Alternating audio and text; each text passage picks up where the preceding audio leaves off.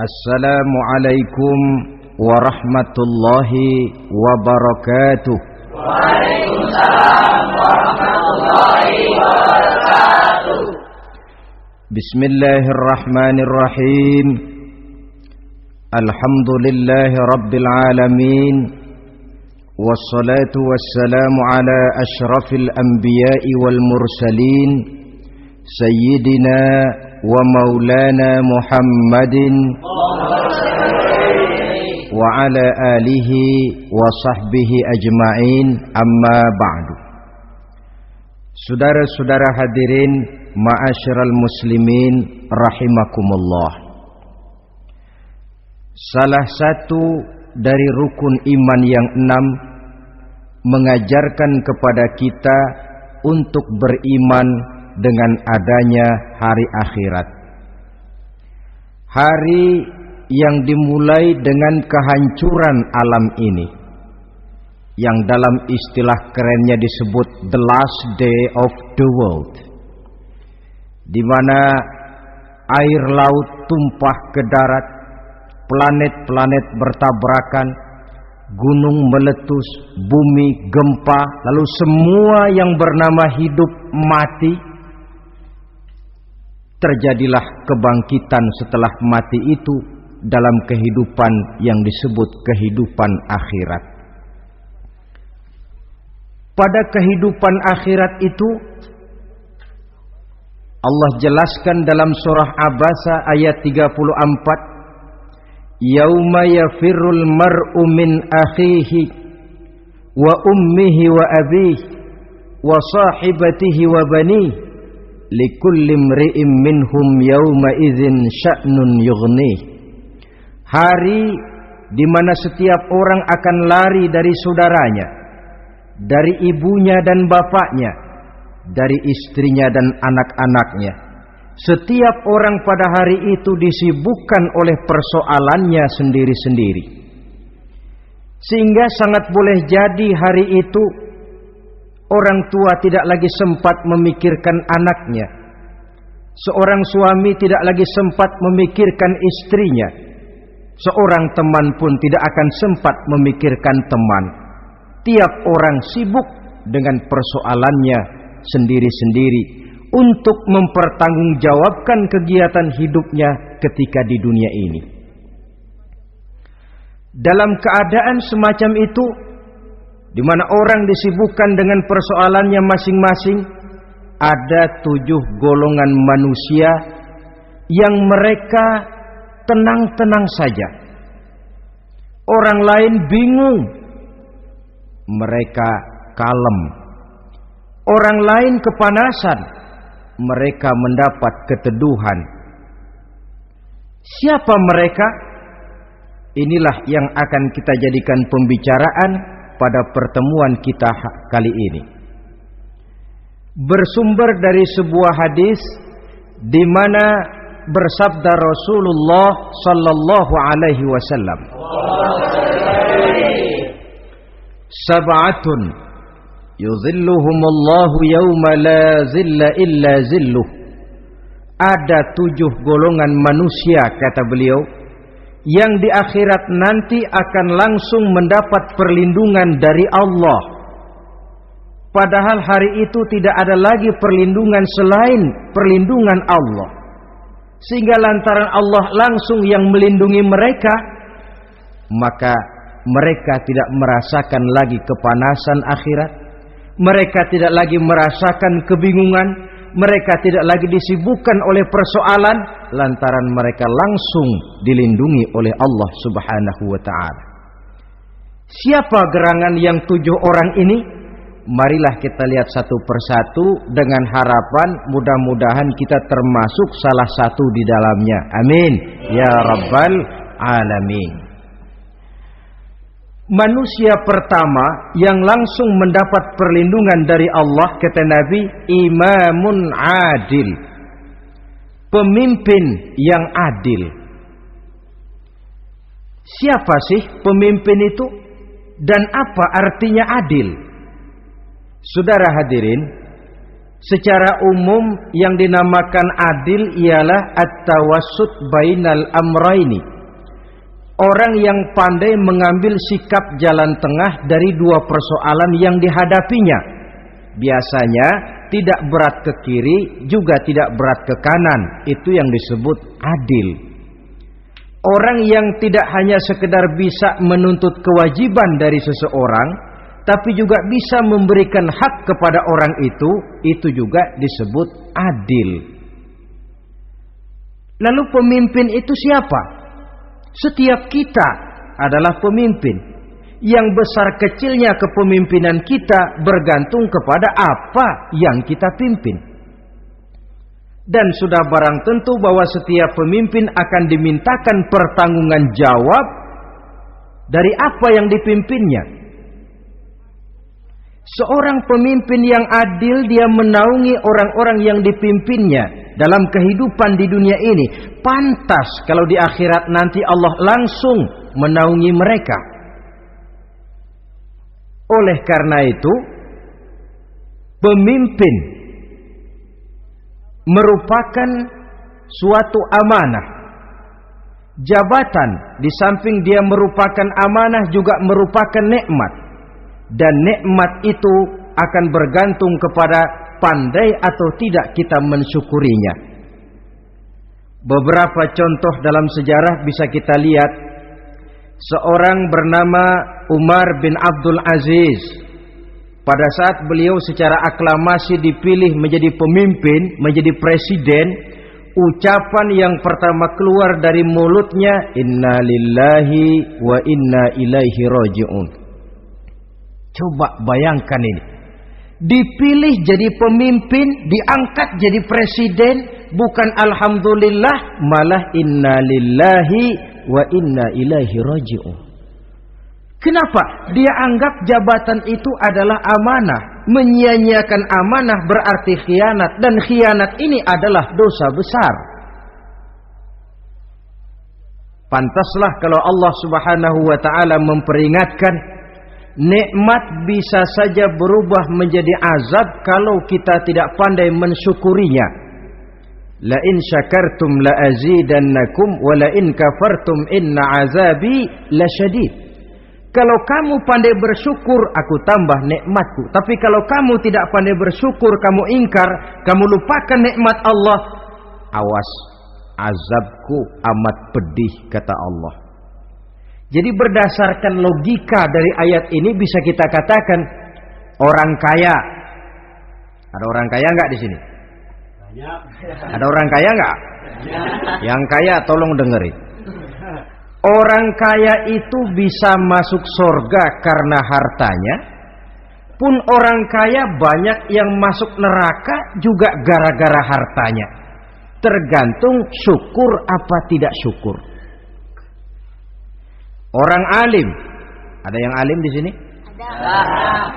Tolong dengerin orang alim, yang ustadz, yang kiai. Orang alim bisa saja masuk surga karena ilmunya, dan orang alim pun bisa masuk neraka karena ilmunya.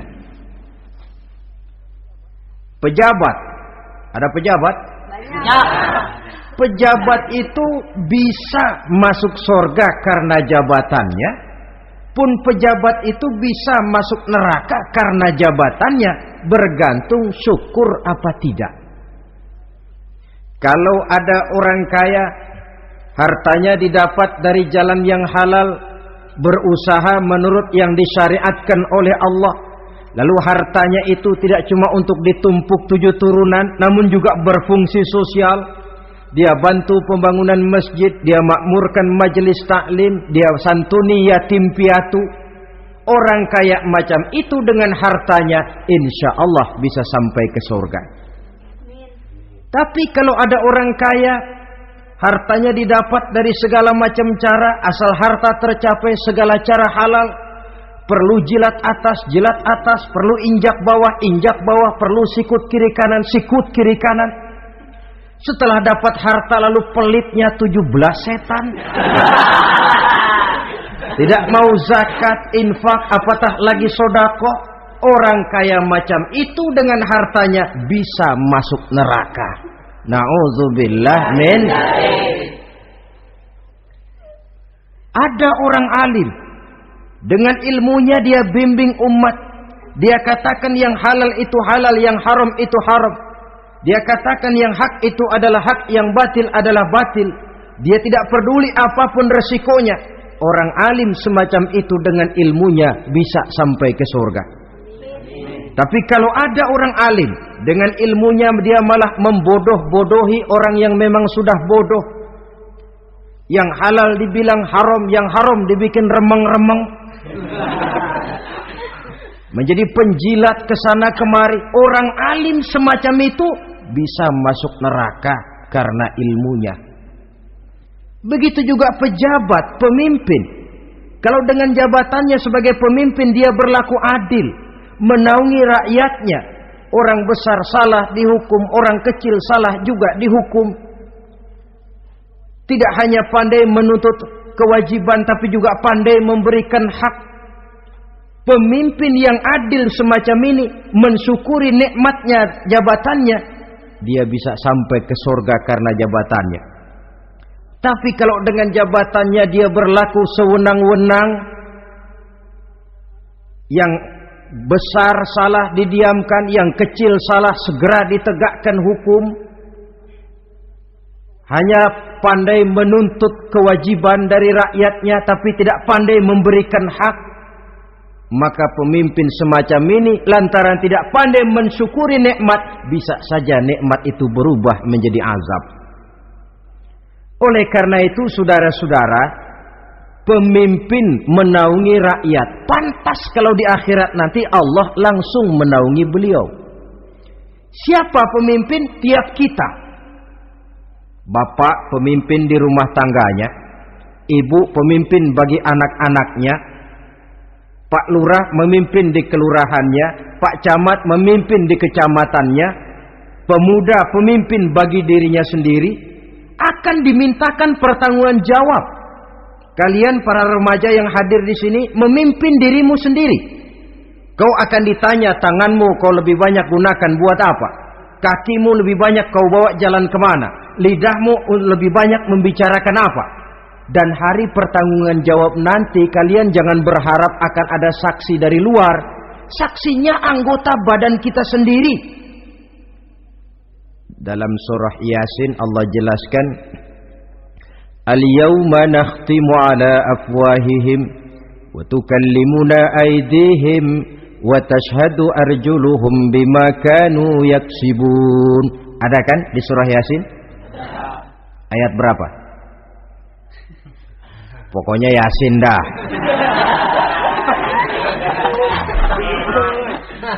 Daripada repot-repot, pokoknya Yasin gitu aja biar urusan lancar. Al-yawma nakhtimu ala afwahihim. Pada hari itu kami kunci mulut mereka. Jadi tidak pandai lagi mulut ini bicara. Wa tukallimuna aydihim, tangan-tangan mereka yang akan bicara kepada kami. Wa tashhadu arjuluhum, kaki mereka akan memberikan kesaksian bima kanu yaksibun, terhadap apa saja yang telah pernah mereka lakukan dalam kehidupan di dunia ini. Hari pertanggungan jawab. Oleh karena itu kalau kita memimpin diri sendiri, berlakulah adil kepada diri sendiri.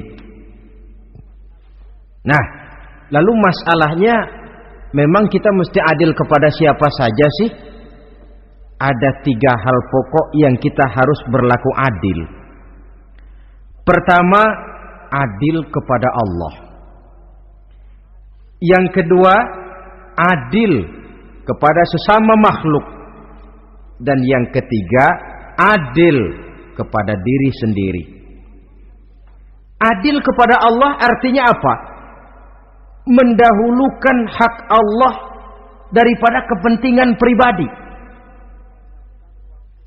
Kalau sudah datang waktu sholat asar misalnya, walaupun sedang enaknya latihan voli, berhentilah dulu sebentar. Sholat kita adil kepada Allah. Adil kenapa? Dalam contohnya dengan sholat misalnya. Sholat itu kan sehari semalam 5 waktu yang wajib. Betul apa betul? Betul. 5 waktu. Lah sholat itu, kalau sholat bagus, taruhlah 7 menit. Kalau sholatnya itu kilat, 4 menit. Ada lagi yang kilat khusus,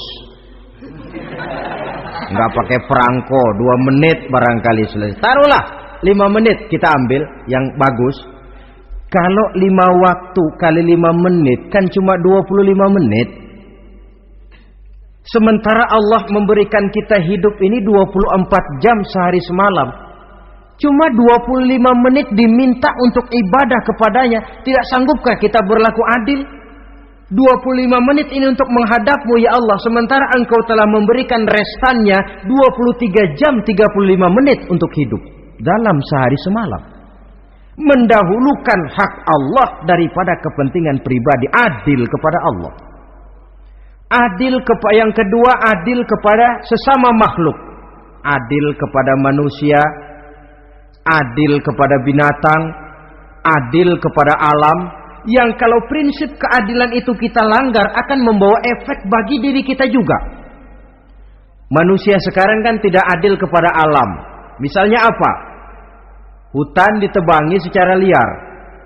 Gunung-gunung menjadi gundul. Akibatnya ketika turun hujan terjadi erosi, banjir melanda kemana-mana, tanah longsor terjadi.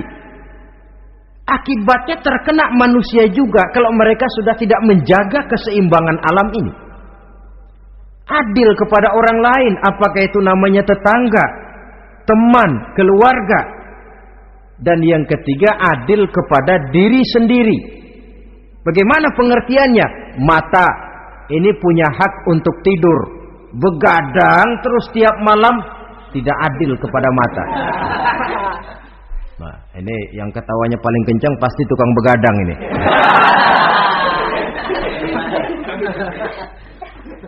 Perut ini punya hak untuk tidur. Puasa saja siang malam mengurangi hak perut.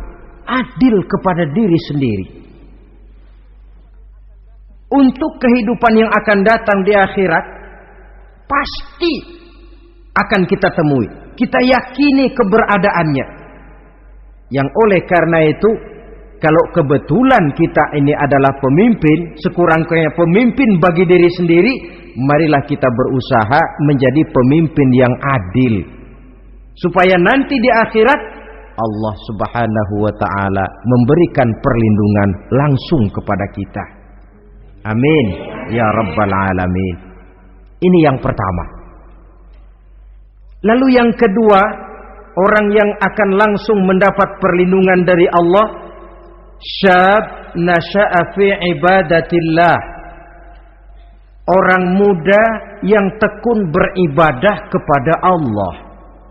Anak muda yang rajin ibadah. Kenapa kok Nabi bilang anak muda, bukan orang tua? Apa orang tua yang rajin ibadah Allah enggak senang? Tentu Allah senang. Cuma Allah lebih senang lagi kalau ada anak muda yang rajin ibadah. Sebab apa? Kondisi psikologis. Kalau ada orang tua rajin ibadah, itu mah pantas. Emang udah waktunya. Ada orang sembayangnya rajin, masuk masjid, masuk maghrib, keluar isya, malam tahajud, tahlilnya mantap. Umurnya berapa? 70. Enggak istimewa. Itu memang sudah mestinya. Lagian kalau sudah 70 masih bandel aja, kapan mau taubat?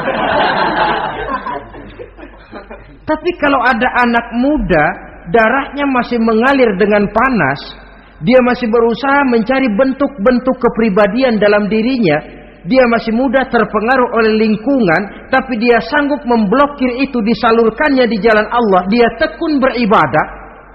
Allah cinta betul pemuda semacam itu. Sehingga nanti di akhirat mereka langsung mendapat perlindungan dari Allah Subhanahu wa ta'ala. Selalu pembangunan yang mengarah kepada modernisasi diikuti dengan proses pergeseran nilai. Dalam kondisi semacam ini, kehidupan remaja pemuda yang masih mencari identitas dan pembentukan kepribadiannya mudah terpengaruh oleh hal-hal yang ada di sekelilingnya.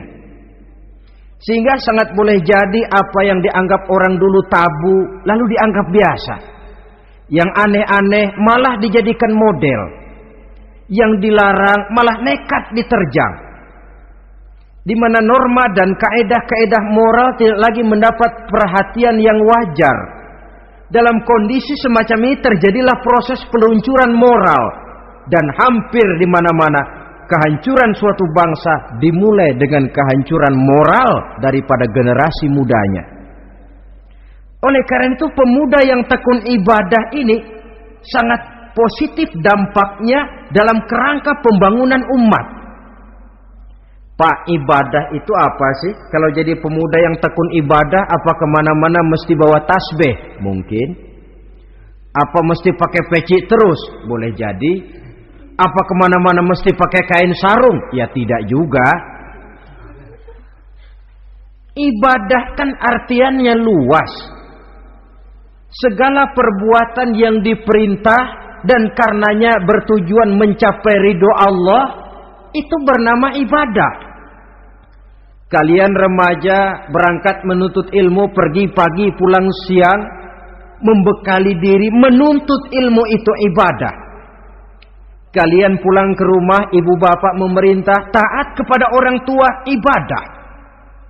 Membersihkan lingkungan, ibadah. Bahkan jaga di waktu malam pun kalau untuk dengan niat bismillah, saya jaga malam ini untuk ketenangan rakyat supaya mereka tekun dan tenang melaksanakan ibadah, itu tercatat sebagai amal soleh yang bernilai ibadah. Jadi tidak cuma sekedar sujud, tidak cuma sekedar baca Quran, seluruh aspek kehidupan manusia yang diperintah Allah dan yang bertujuan mencari ridho Allah itu bernilai ibadah. Pemuda yang tekun melaksanakan ibadah kepada Allah. Apalagi terutama adik-adik remaja yang hadir pada kesempatan ini, masa muda itu masa yang paling indah memang. Sampai orang Kulon bilang there is not delightful memorize. Iya, barat itu kan Kulon. Saya lebih senang pakai orang Kulon saja. There is not delightful memorize and then the youth moment. Bahwa tidak ada masa yang lebih indah selain masa muda. Tapi masa muda yang katanya indah itu sebentar. Sebentar sekali. Kalau kita tidak pandai memanfaatkannya dengan sebaik-baiknya, boleh jadi dia akan hilang tanpa sesuatu yang ada artinya buat hari depan.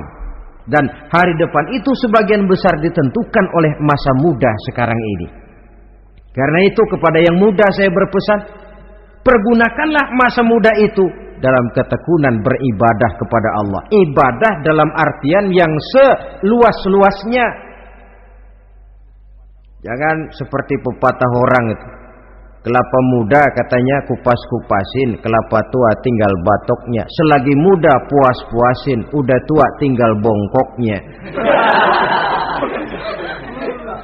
Iyalah, kalau dipuas-puasin dalam arti yang positif, boleh. Mumpung masih muda, puas-puasin nuntut ilmu. Mumpung masih muda, puas-puasin ibadah. Mumpung masih muda, puas-puasin berbakti kepada kedua orang tua. Puas-puasin dalam artian yang positif, tentu saja bagus. Tapi kalau puas-puasin dalam arti menghambur umur untuk sesuatu yang mubazir, bergadang di pinggir-pinggir jalan, lalu mulai berkenalan dengan morfin, narkotik, ganja, terperangkap oleh budaya-budaya modern yang menyesatkan, terpancing oleh model-model baru yang kelihatannya menarik tapi sebenarnya tidak bermanfaat, entah pada akhirnya akan mendatangkan penyesalan kepada kita saja. Coba, belakangan ini saya dengar di Jakarta akan ada satu festival yang disebut Festival Ngeceng.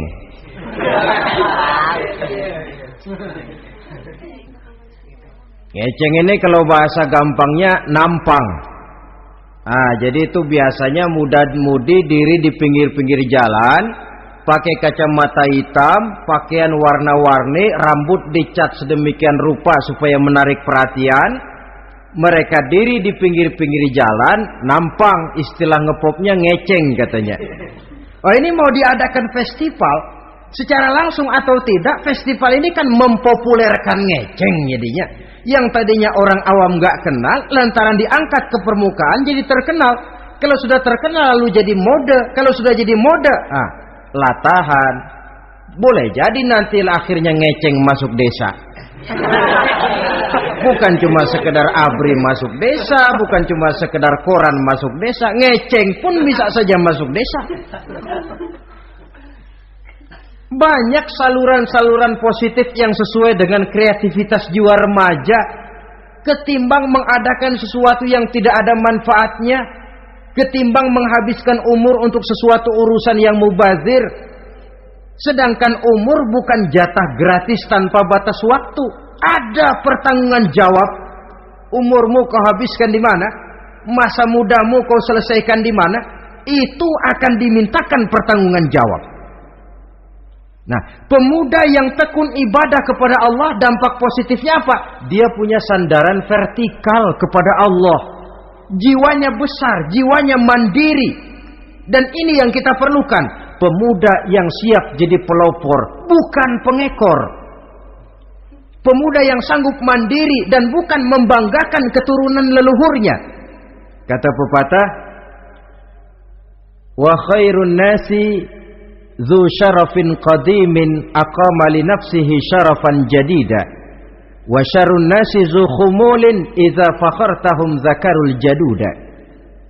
Generasi yang baik adalah generasi yang punya kejayaan masa lalu, dan buat mereka sendiri mereka mampu mendirikan kejayaan yang baru. Artinya nenek moyangnya memang orang-orang terhormat, tapi dia mampu mandiri mendirikan kehormatan itu bagi pribadinya. Sebaliknya, generasi yang paling jelek adalah generasi pemalas, yang kalau orang lain kelihatan lebih hebat, dia sebut-sebut nenek moyangnya. Lu sih belum apa-apa, bapak gua dong. Bapak gua katanya. Lu sih belum apa-apa, om saya dong. Tante saya dong. Kerjanya cuma membangga-banggakan leluhur. Dia sendiri tidak ada apa-apanya. Ini generasi yang paling jelek. Kalau orang kelihatan lebih hebat, dia sebut leluhurnya. Sementara dia sendiri nol nilainya, tanpa ditunjang oleh fasilitas leluhurnya. Pasukan pemuda mandiri macam ini yang kita perlu. Bukan sekedar pasukan pemuda oke bos, kulunuwun, yes sir, yes man, kumaha juragan wae.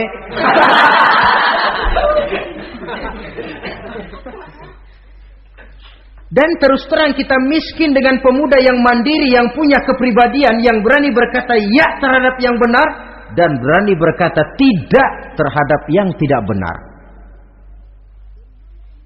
Dari mana ini didapat? Sandaran vertikal dalam bentuk ibadah kepada Allah akan memantapkan jiwa, membersihkan hati, sehingga dia akan berfungsi seperti radar. Sandaran vertikalnya cuma kepada Allah. Inilah dampak positifnya. Karena itu tentu saja kita berharap sekurang-kurangnya pemuda-pemudi yang hadir pada kesempatan ini menjadilah pemuda-pemudi yang tekun beribadah kepada Allah. Amin. Amin. Nah, baiklah ya. Itu tadi yang kedua. Kita lanjutkan sekarang yang ketiga. Orang yang akan langsung mendapat perlindungan dari Allah. Kata Nabi, rajulun qalbuhu mu'allakun bil masjidi. Seseorang yang hatinya selalu terpaut kepada masjid. Apa arti terpaut kepada masjid ini? Apa orang yang gak pernah keluar-keluar dari masjid? Tentu saja bukan. Apa gunanya di dalam masjid terus kalau kerjanya cuma tidur doang? Maksud terpaut kepada masjid ini, hatinya selalu berpikir bagaimana memakmurkan masjid. Jasadnya boleh saja ada di kantor, boleh saja ada di pasar, boleh ada di sawah, boleh ada di ladang, tetapi hasil daripada usahanya dia lalu berpikir bagaimana memakmurkan masjid. Sebab apa? Masjid merupakan center of activity, pusat daripada kegiatan umat. Kalau kita lihat fungsi masjid di zaman Rasul, Di masjid beliau berdakwah, di masjid beliau mengatur negara, di masjid beliau mengadakan perundingan, di masjid beliau bermusyawarah dengan para sahabat. Pusat daripada kegiatan umat. Dan memakmurkan masjid ini dasarnya tidak lain karena iman kepada Allah. Prinsipnya bagaimana kita menghidupkan masjid dan bukan mencari hidup di masjid. Kalau sudah prinsipnya dibalik, bukan menghidupkan masjid tetapi mencari hidup di masjid, saya khawatir masjid akan ambruk. Nyatanya kadang-kadang masjid kita ini fungsinya belum maksimal. Kadang-kadang ada kok masjid yang bukanya cuma seminggu sekali. Jumat pagi jam 9 masjid buka, Jumat jam 2 tutup, buka-buka lagi Jumat depan. Seminggu sekali. Kelemahan lainnya manajemen masjid, terus terang sajalah kita bicara. Kadang-kadang pengelolaannya ketua masjid bapaknya, khotib mantunya, sekretaris ponakannya, imam Bilal cucunya. Gak ada orang lainnya. Ya kalau bagus kepengurusannya tidak apalah. Tapi kadang-kadang kelemahannya ialah bagaimana menciptakan manajemen masjid yang baik sehingga masjid bisa berfungsi sebagaimana fungsinya di zaman Rasulullah sallallahu alaihi wasallam. Apalagi belakangan ini ada kecenderungan yang membuat kita optimis, gembira. Remaja, pemuda-pemudi mulai gemar datang ke masjid. Berkumpul membentuk remaja masjid, remaja musola, mengadakan kegiatan majelis taklim yang mingguan, yang bulanan, aksi sosial yang semuanya bermuara dari kehidupan masjid. Sesuatu yang menggembirakan. Dan sudah sepatutnya para pengelola masjid membuka pintu untuk bisa mengatur masjid menurut manajemen yang diharapkan oleh umat. Karena bagaimanapun di masjid dua jalur komunikasi, bahasa kerennya two-way traffic communication, itu bisa kita laksanakan, yaitu hablum minallah wa hablum minan nas. Berhubungan kepada Allah dan berhubungan kepada sesama manusia bisa terlaksana di masjid. Berhubungan dengan Allah jelas saja lewat sholat misalnya. Berhubungan dengan sesama manusia jelas saja lewat musyawarah, lewat majelis taklim, lewat kegiatan-kegiatan yang mensyiarkan agama. Dan begitu selanjutnya. Saudara hadirin yang saya hormati, memakmurkan masjid sebagai rumah Allah. Sebab dalam hadis kursi Allah katakan, inna buyuti fil ardi al masajid wa inna zuwari fiha ummaruha. Rumahku di permukaan bumi adalah masjid-masjid, kata Allah. Dan orang-orang yang memakmurkan masjid, orang yang datang ke masjid adalah tetamuku. Kalau Allah memerintahkan kita menghormati tamu, tentu Allah lebih tahu bagaimana menghormati tamunya sendiri. Allah mengajarkan kita, hormatilah tamumu. Sekarang kita yang menjadi tamunya Allah dengan datang ke masjid, dengan memakmurkan masjid, Allah lebih tahu menghormati tamunya. Ini yang ketiga. Yang keempat, hadirin, orang yang langsung mendapat perlindungan dari Allah itu rajulani tahabba fillahi ijtama'a alaihi wa tafarraqa alaihi. Dua orang yang menjalin persaudaraan, yang bertemu dan berpisah karena Allah, bersaudara karena Allah, bukan karena orang punya pangkat tinggi lalu kita temani, bukan karena orang kaya lalu kita dekati, tetapi karena Allah. Kau di jalan Allah, mari kau saudara saya. Kau keluar dari jalan Allah, maaf sajalah, bawalah dirimu sendiri, saya akan membawa diri saya.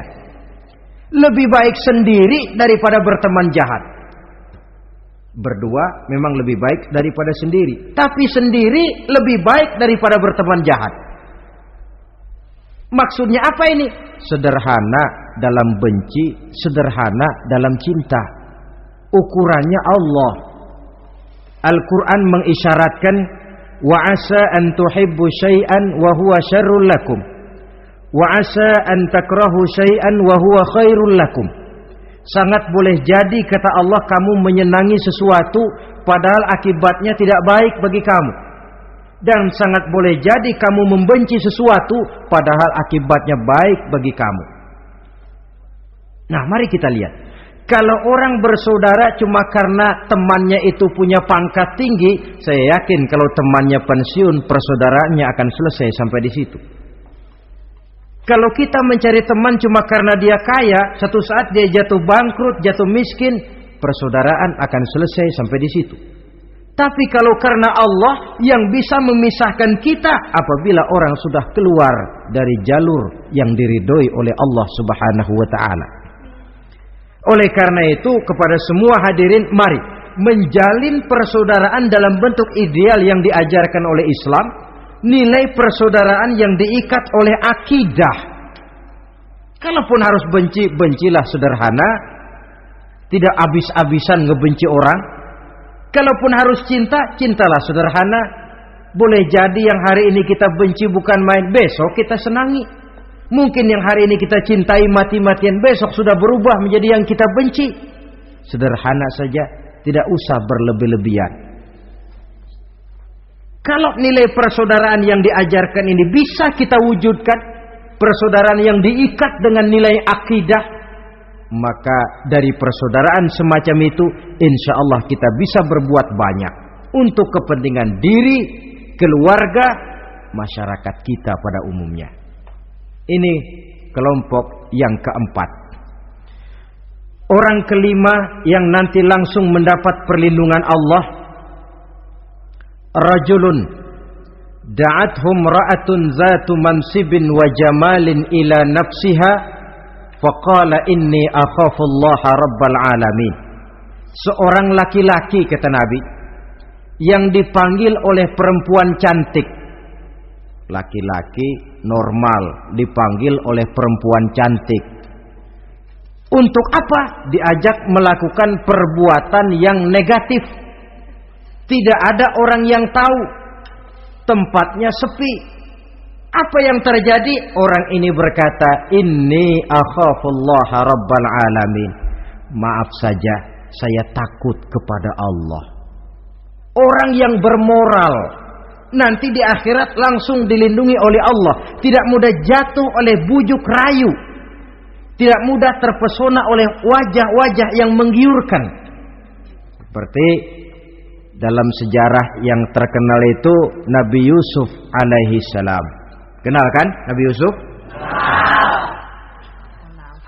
Nabi Yusuf itu bekerja di istana Kitfir.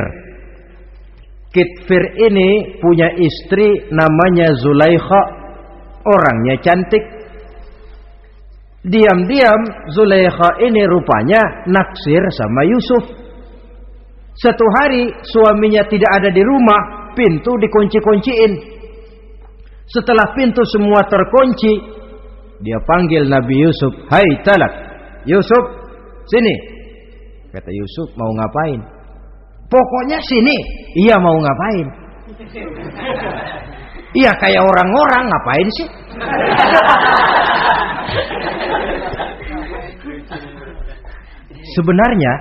Sebenarnya ini Zulaikha senang kepada Yusuf, Yusuf pun demikian. Walaqad hammat bihi wa hamma biha. Zulaikha menyenangi Yusuf, Yusuf pun menyenangi Zulaikha. Tapi apa? Walaula an ra'a burhana rabbih.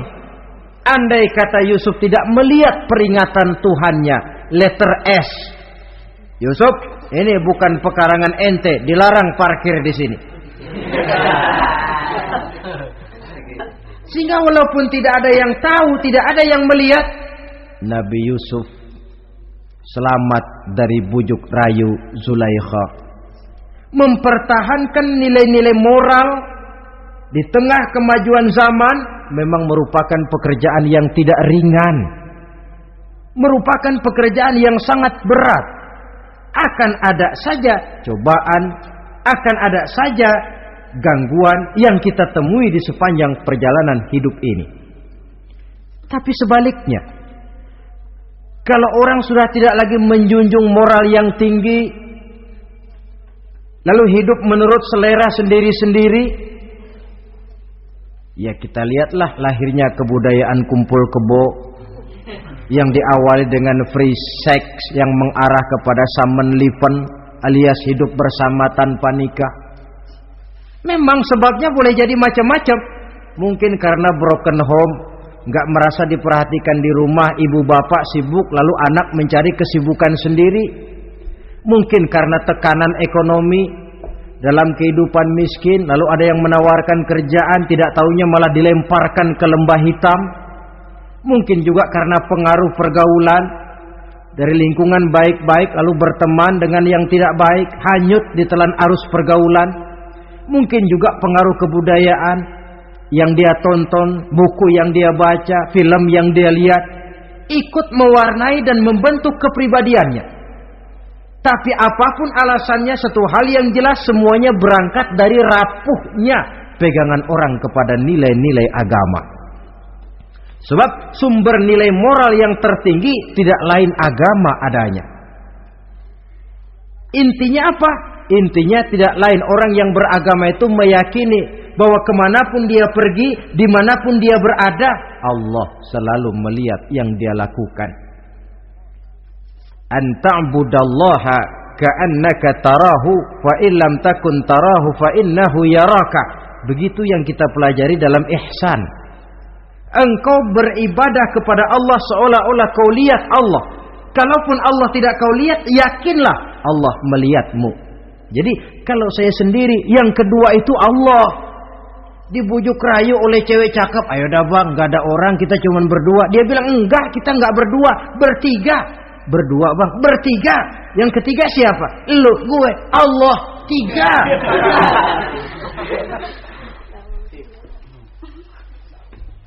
Di kantor mau korupsi dia kasak kusuk, gerasak gerusuk, cari apa yang seharusnya menjadi hak orang lain.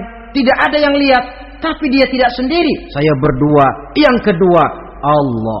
Merasakan kehadiran Allah dekat dalam hidup.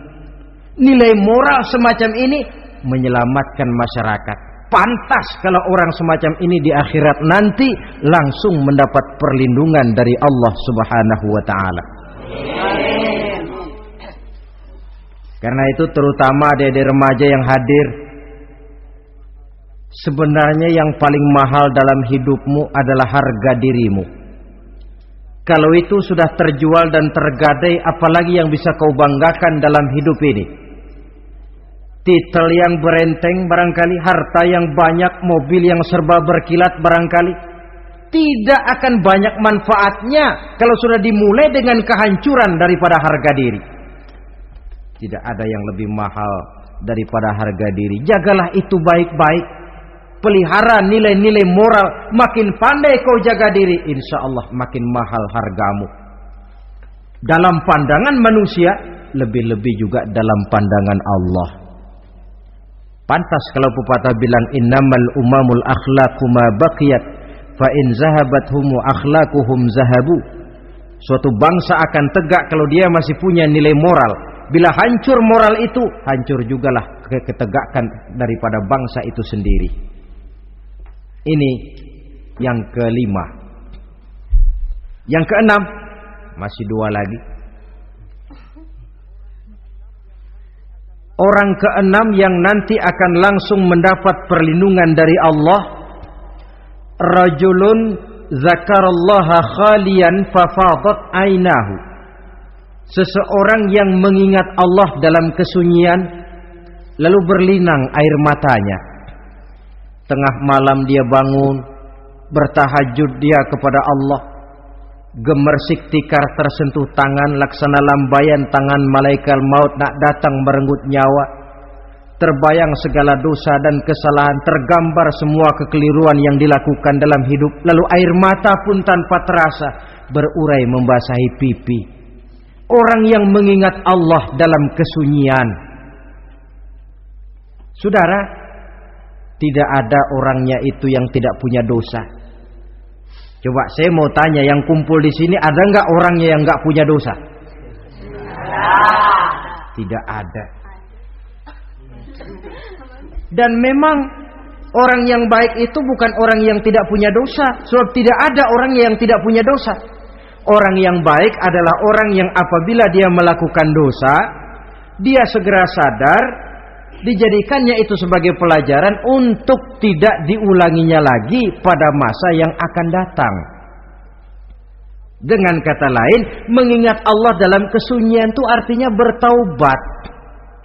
Ini kan anak muda sekarang nih, kalau diajak bicara taubat, taubat mah urusan 70 ke atas, Pak. Kita ini masih lama. Padahal masalah taubat bukan masalah tua. Masalah taubat adalah masalah dosa, dan masalah dosa adalah masalah manusia sejak dia akil balik sampai dengan kehidupannya yang sekarang. Sengaja atau tidak, besar atau kecil, ringan atau berat, tiap kita mesti mempunyai yang namanya dosa. Allah Maha penerima taubat sepanjang nafas belum sampai di kerongkongan.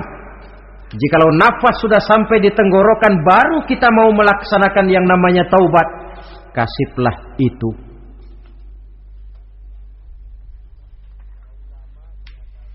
Para ulama mengatakan, la saghair ma'al istimrar wala kabair ma'al istighfar. Tidak ada dosa kecil kalau ditumpuk terus, dan tidak ada dosa besar kalau diikuti dengan istighfar, permohonan ampun kepada Allah. Jadi jangan menganggap ini dosa kecil, ini dosa kecil, ditumpuk-tumpuk lah jadi gede juga. Tidak ada dosa yang kecil kalau dikerjakan terus-menerus, dan tidak ada dosa yang besar kalau diiringi dengan istighfar. Dalam kehidupan ini, apabila dosa sudah bertumpuk, maksiat merajalela, munkarat menjadi-jadi, Allah tidak akan segan-segan menurunkan azab. Azabnya itu bisa dalam bentuk bencana alam, banjir namanya, kebakaran merajalela namanya, gempa bumi namanya, bendungan pecah namanya, reaktor atom bocor namanya. Namanya boleh jadi macam-macam. Sebab apa? Al-Quran memberikan jaminan, wa ma kana Allahu liyu'adzibahum wa hum yastaghfirun. Allah tidak akan menurunkan azab selama di tengah masyarakat manusia masih banyak orang yang istighfar kepada Allah. Jadi hakikatnya kita ini berhutang jasa kepada orang yang rajin sujud, rajin mohon ampun kepada Allah. Lantaran mereka barangkali azab tidak diturunkan oleh Allah, kalau melihat banyaknya sudah munkarat dan maksiat. Mengingat Allah dalam kesunyian, tengah malam, waktu yang mustajabah, terutama sepertiga malam yang akhir, situasinya lain. Gak percaya boleh coba lah, nyoba kan gak bayar. Coba kalian bangun tengah malam, tahajud, kalian akan menemukan satu suasana yang lain daripada misalnya kalau kalian sembahyang zuhur tengah hari panas terik di tengah banyak orang. Hati bergetar. Segala kekeliruan yang pernah kita kerjakan lalu terbayang, dan air mata tanpa terasa, tanpa diundang bahkan berurai membasahi pipi. Ya Allah, alangkah nikmatnya suasana macam itu, menciptakan perasaan dekat dengan Allah, terwujud kedamaian batin. Dan ini yang banyak dicari orang sekarang, yang kadang-kadang karena terlalu ingin mencari kedamaian lalu keliru jalan. Yang bertapa di goa-goa katanya nyepi dari kehidupan manusia, memencilkan diri dengan cara-cara yang mereka atur sendiri. Tidak macam itu. Quran punya resep. Ala inna bi dzikrillahi tatmainnul qulub. Ketahuilah, dengan banyak mengingat Allah, hati menjadi tenang, jiwa menjadi lapang, pikiran menjadi damai. Ini resep Islam untuk mencapai ketenangan jiwa. Mengingat Allah dalam kesunyian. Saudara hadirin yang saya hormati, ini aspek daripada ibadah. Jadi dengan kata lain, masalah mengingat Allah dalam kesunyian, mengingat dosa bukan urusan orang tua, tapi masalah manusia. Siapapun adanya, sejak dia akil balik, mesti entah kecil besar, entah sedikit entah banyak, ada kesalahan yang dilakukannya. Karena itu, kalau kita masih diberikan kesempatan untuk hidup, artinya Allah masih memberikan kesempatan kepada kita untuk memperbaiki diri. Nanti kalau sudah sangkakala ditiup, alam hancur seperti yang saya jelaskan di awal tadi, sudah tidak sempat lagi, yang tinggal menyesal. Ada yang meratap lalu berkata, ya laitani kuntu turaba, dalam Quran. Aduh, andai kata kita bisa balik jadi tanah aja dah dulunya, jangan jadi orang. Kalau dulu kita tetap jadi tanah mah nggak tanggung jawab apa-apa. Dijadiin orang sekarang mesti tanggung jawab. Bagaimana ini? Bingung. Ada yang berkata, ma aghna anni maliyah halka anni sultaniyah. Ternyata harta yang saya bangga-banggakan tidak bawa manfaat hari ini. Ternyata jabatan yang pernah saya duduki malah merusak saya hari ini. Tinggal lagi penyesalan karena kelalaian memanfaatkan waktu hidup dalam kehidupan di dunia ini. Karena itu pandai-pandailah membagi orientasi. Ada saatnya kita sibuk tenggelam dalam berbagai urusan dunia, lain saat tenggelam dalam kefanaan dan kesunyian, membekali diri untuk kehidupan akhirat nanti. Sebentar meninggalkan dunia, rekes kepada Allah, mi'raj, naik menghadap Allah, supaya terwujud keseimbangan untuk mencapai fid dunya hasanah wa fil akhirati, kebahagiaan dan kebaikan di dunia maupun di akhirat nanti. Inilah golongan yang keenam, orang yang langsung mendapat perlindungan Allah, yang mengingat Allah dalam kesunyian. Yang ketujuh, yang terakhir, orang yang langsung mendapat perlindungan dari Allah di akhirat nanti, rajulun tasaddaqa bi sadaqatin fa akhfaha hatta la ta'lama shimaluhu ma tunfiqu yaminuhu. Seseorang yang bersedekah lalu dia ikhlas dengan sedekahnya sehingga tangan kirinya tidak tahu apa yang diberikan oleh tangan kanannya. Orang yang pemurah, orang yang menyadari bahwa apapun yang dia punya dalam hidup ini cuma sekedar titipan. Fungsinya lalu seperti keran, menyimpan air tapi untuk disalurkan lagi kepada orang yang memang memerlukannya. Alangkah nikmatnya kalau Allah memberikan kepercayaan kepada kita untuk menjadi penyalur, distributor rezeki. Kalau kita ingat kemari, berpikir ke sini, kita tidak akan sayang lagi. Enak saja yang peras keringat banting tulang cari rezeki saya, sampean datang-datang mau minta. Lah, mungkin rezeki dia tapi lewat tangan kita. Satu kehormatan dari Allah kalau kita dijadikan seperti keran, menyimpan air tapi tidak untuk dirinya sendiri, disalurkannya kepada orang-orang yang memang memerlukannya. Tidak ada orang jatuh bangkrut lantaran bersikap pemurah, dan tidak ada orang jadi kaya raya lantaran dia bakhil atau pelit bin kikir alias medit.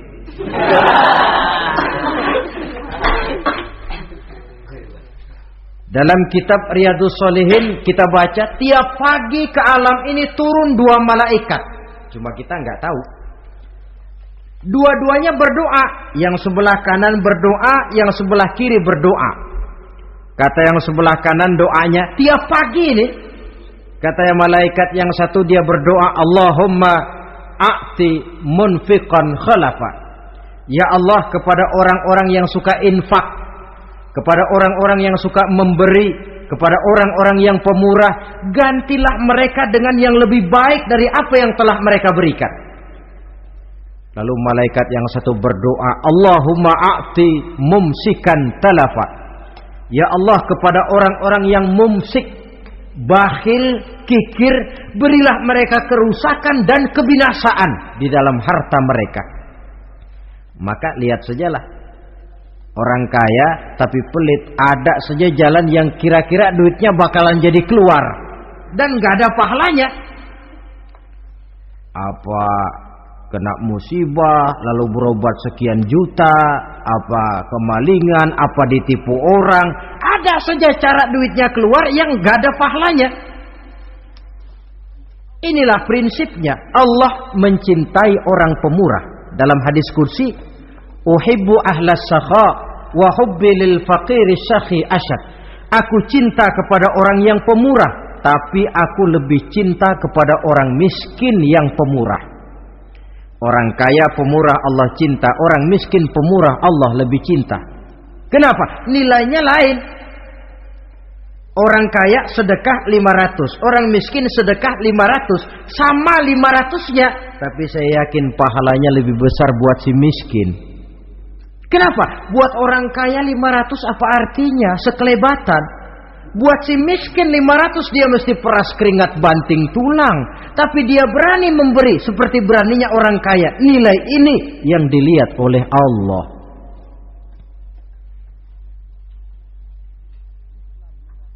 Islam mengakui hak milik pribadi, tapi harus berfungsi sosial.